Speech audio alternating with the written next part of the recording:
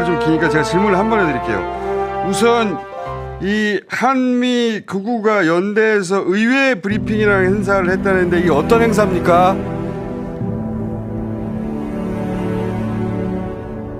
이미 한 건 아니고요. 미국 시간으로 바로 내일 9월 25일 워싱턴 C에서 열립니다.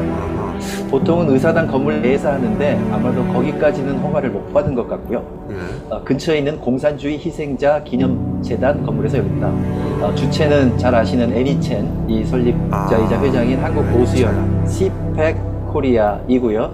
주 강사가 황교안 전 총리이고, 그 외에도 연사 또는 패널로 모스탄 안현명, 브렌트 뉴섬 CPEC 코리아 미국 대표, 박주현 변호사 CPEC 코리아 한국 대표, 김성원 그라운드 C 대표 등 대표적인 한미 국부 인사들이 발언을 하게 됩니다. 보통 의회 브리핑이라는 행사는 미국 의회 의원들, 보좌관들, 싱크탱크들, 그리고 언론사들을 초청해서 자신들의 메시지를 전달하는 행사입니다. 그런데 한미 정상회담이 얼마 전에 성공했음에도 불구하고 이들이 내는 목소리는 점점 과격해지고 있습니다.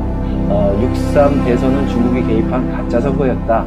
이재명 대통령은 가짜 대통령이다. 따라서 재선, 리일렉션을 해야 되고, 정권 교체, 리짐 체인지, 과거의 북한에 대해서 했던 말들이죠. 라고 주장을 합니다. 내일 행사에서도 아마 이런 식으로 그 내란 수배의 피고인 윤석열에 동조하는 메시지를 낼 것이 확실해 보입니다. 자, 이 CPEC 행사에 대해서 말씀하셨는데, 그런데 지금 애니첸 거론하셨거든요. 지금 뉴저지에서 변호사 하시면서 이 애니첸 관련해서도 많은 글을 쓰신 걸로 저희가 알고 있는데, 이 애니첸이 미국 사회에서는 어떤 인물로 알려져 있습니까?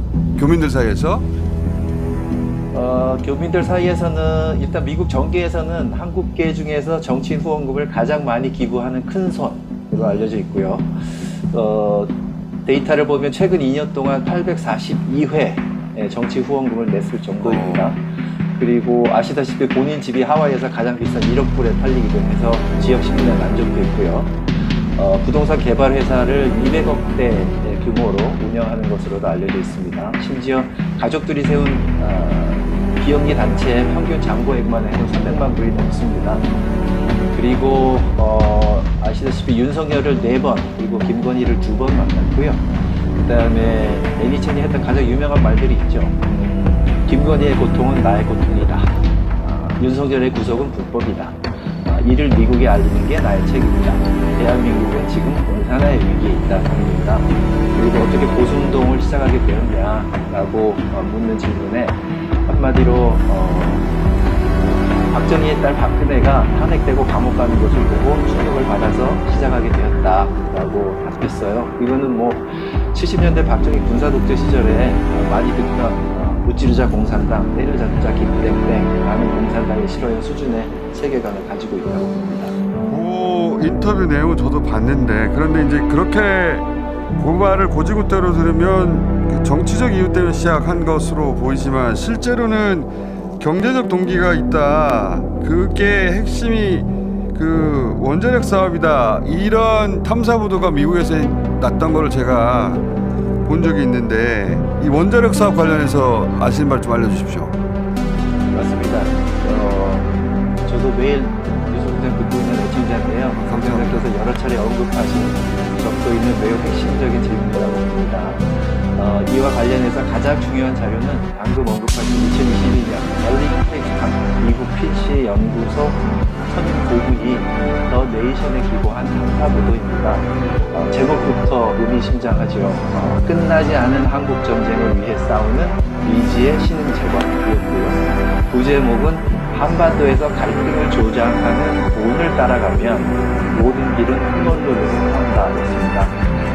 이 보도의 핵심 결론은 애니첸은 원자력 사업가이고 자신의 사업을 위해 반중, 반북, 부정선거 등을 주장하고 유포하고 있다는 것입니다. 제가 최근에 이분과 한국 쪽 자료들을 지속적으로 공유하고 있고요. 탐사보도 2탄을 써달라고 요청해 놓았습니다.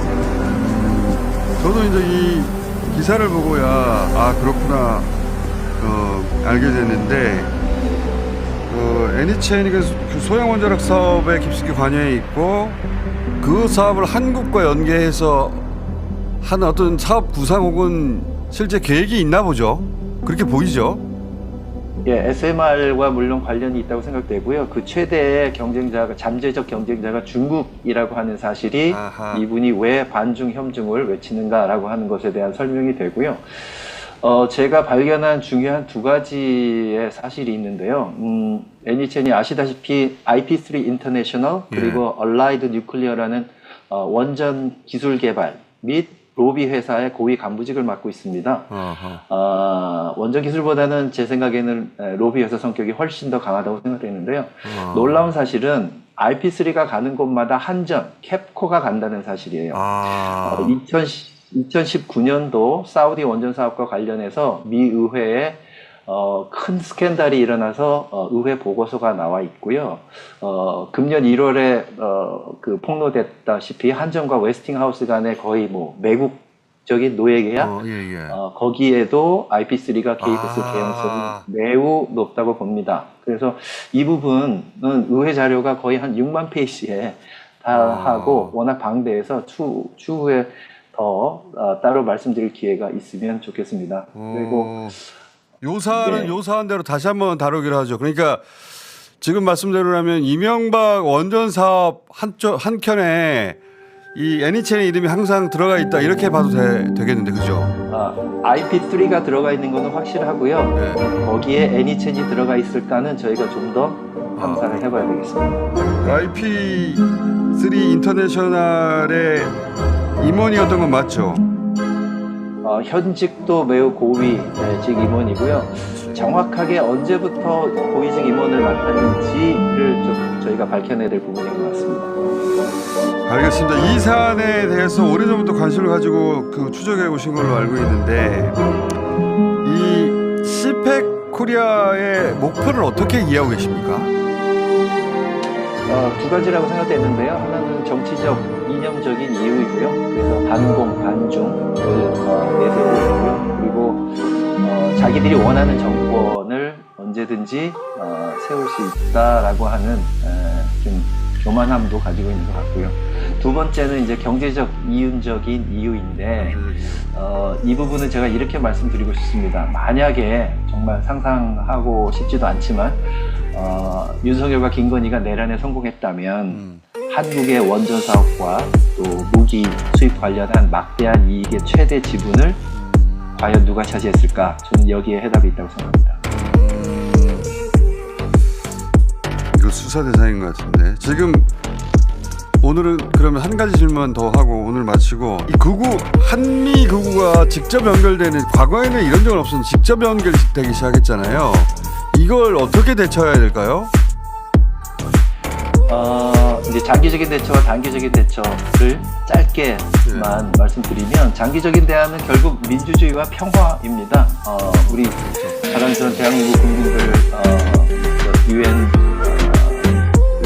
연설에서도 그전에 대통령께서 말씀하셨지만 빛의 혁명으로 이뤄낸 우리 민주주의를 공고히 하는 것, 그 다음에 한반도 평화 프로세스를 진행시키는 것, 두 가지라고 생각하고요. 저는 하면 팔수록 미국의 극우가 정말 돈의 면을 보나 권력의 면을 보나 골리앗이라고 생각을 하는데요. 그럼에도 불구하고 이 극우 골리앗을 거꾸로 틀릴 수 있는 다윗의 두 개의 짱돌이 결국은 민주화 평화라고 생각하고요. 단기적인 대안은 첫째는 정부 정당 그리고 언론 국내외 시민사회를 포함하는 대책위 태스크포스를 세우는 것, 둘째는 독일의 헌법위원회 또는 미국의 민권위원회에 준하는 정부 기구를 설립하고 또 극단적인 혐오 발언이나 음모론에 관련한 제재 법률을 강화시키는 것이고요. 셋째가 아까 말씀하셨지만 애니첸과 한전한수원 사이에 원전 비리 의혹에 대한 수사를 진행하는 것입니다. 그렇게 하면 한미 간 극우의 데모, 애니첸의 민낯이 더욱 드러나게 되고 한미 간 총도 연대의 고리도